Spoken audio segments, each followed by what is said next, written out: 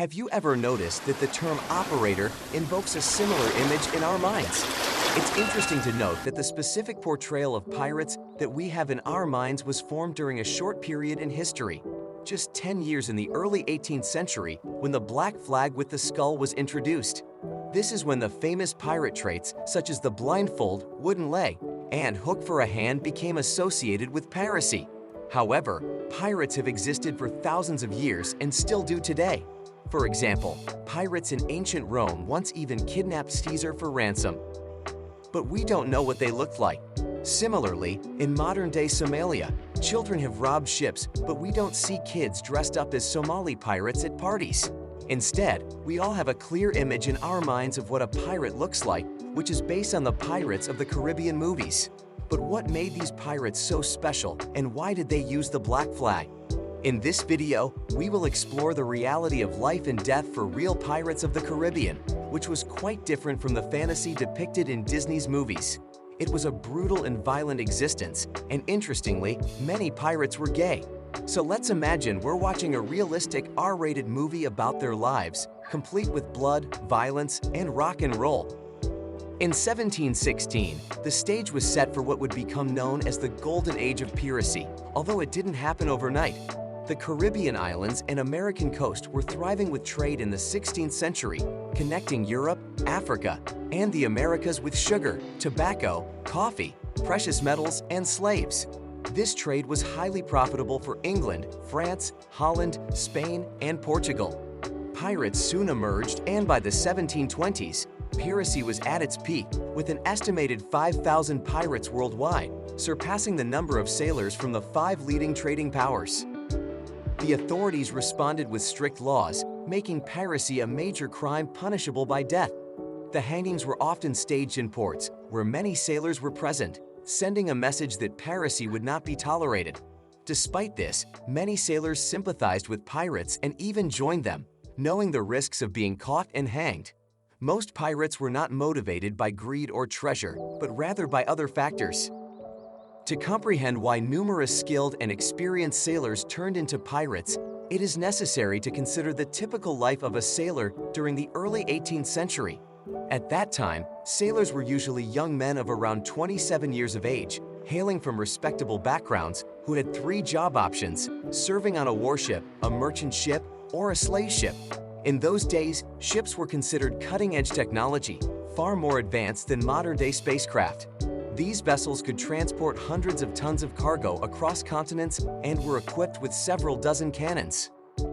They played a crucial role in the development of world capitalism and made England, France, Holland, Spain, and Portugal the superpowers of the day.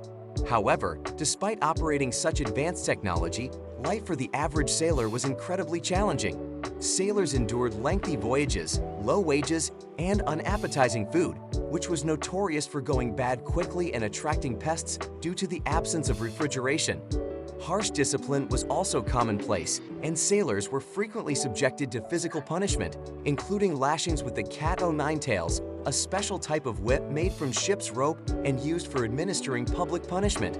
Hundreds or even thousands of lashes were often inflicted, and in cases of serious offenses such as mutiny, not everyone survived these punishments. In general, the mortality rate of sailors during the time of pirates was high, with many dying at a young age. Typically, sailors spent about 7 to 8 years on a ship before succumbing to death from battle, beatings, or diseases like malaria. As a result, many sailors were eager to join the pirates due to the differences in the arrangement of life on a pirate ship. One of the well-known figures of the Golden Age of Piracy, Bartholomew Roberts, or Black Bar, along with his crew, robbed more than 400 merchant ships within a few years. The organization of pirate ships differed greatly from that of military or merchant ships, with pirates electing their own captain, which was a significant contrast from the typical lack of rights for the poor, where most sailors came from.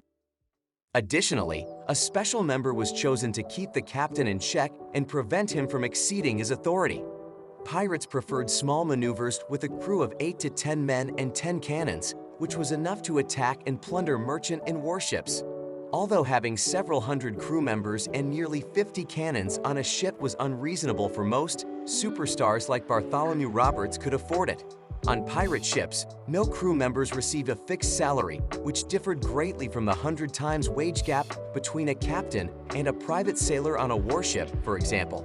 In terms of leadership, any pirate could gather everyone on the main deck at any time to propose electing a new captain, with a majority vote resulting in a new leader or an unconventional approach being taken.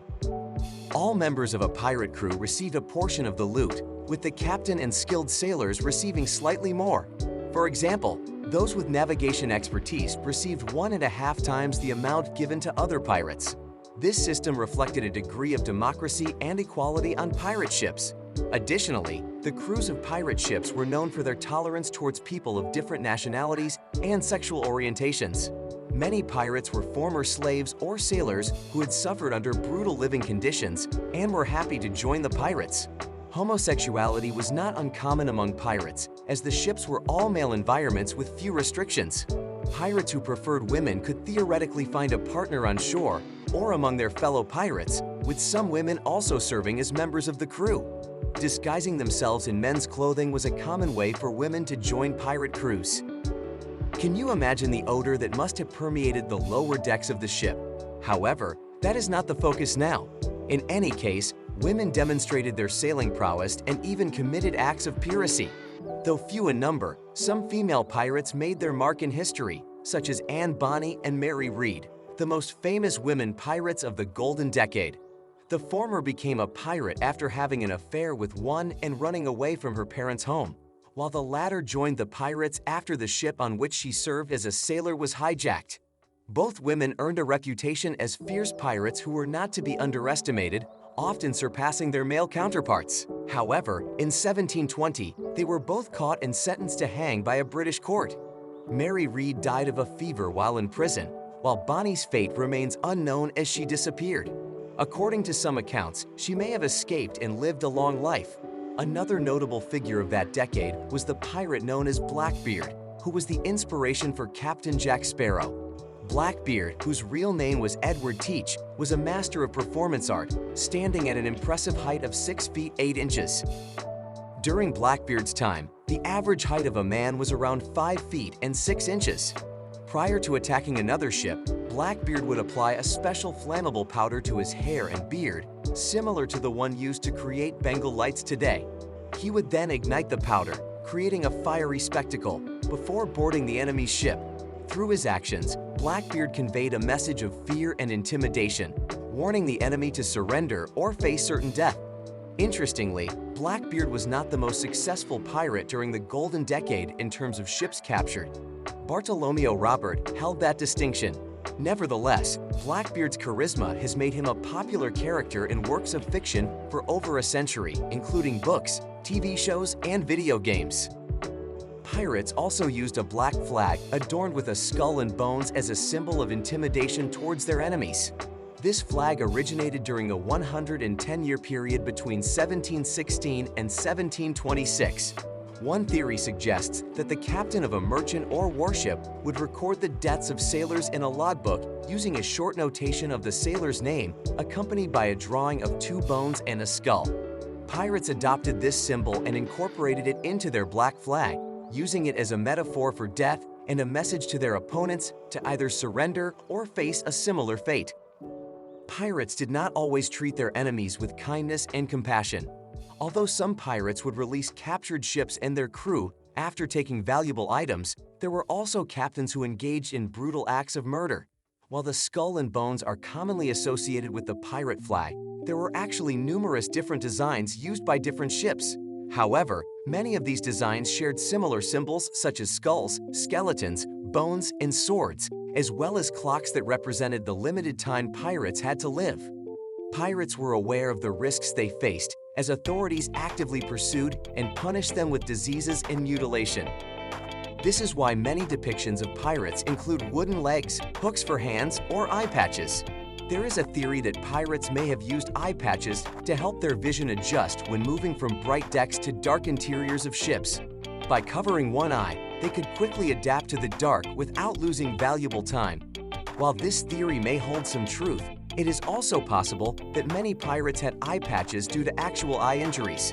For example, During ship battles, cannonballs could shatter wooden hulls at high speeds, causing serious damage and injury.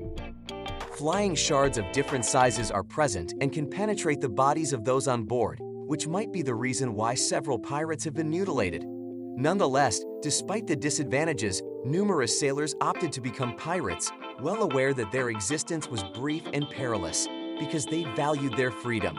This is probably why, for centuries to follow, these pirates, specifically those from that era, became significant icons. They were the genuine rock stars of their time, living life on their own terms and resisting the system. Their ship had a form of democracy, and they died young and free, which the lower classes admired while the upper classes attempted to quash and annihilate. Thus, there is no genuine pirate treasure, as there is no proof of its existence, and accumulating wealth when your life is brief is pointless. Consequently, pirates attempted to spend all of their riches when they returned to shore after a voyage. Moreover, authorities did not sit idle, and their endeavors to apprehend pirates were fruitful. The Golden Age came to a close quickly, and by the mid-1700s, most of the notorious pirates had perished or been executed. Simultaneously, a crucial book called History of the Robbery and Murder of Subordinates was published, which was the first detailed description of the lives of the most important pirates during the Golden Age. Consequently, this work influenced numerous authors, screenwriters, and other creative individuals, affecting how pirates are depicted in books and films, and consequently, forming the typical image of pirates that is prevalent in our minds since childhood. Thank you for watching. Subscribe to the channel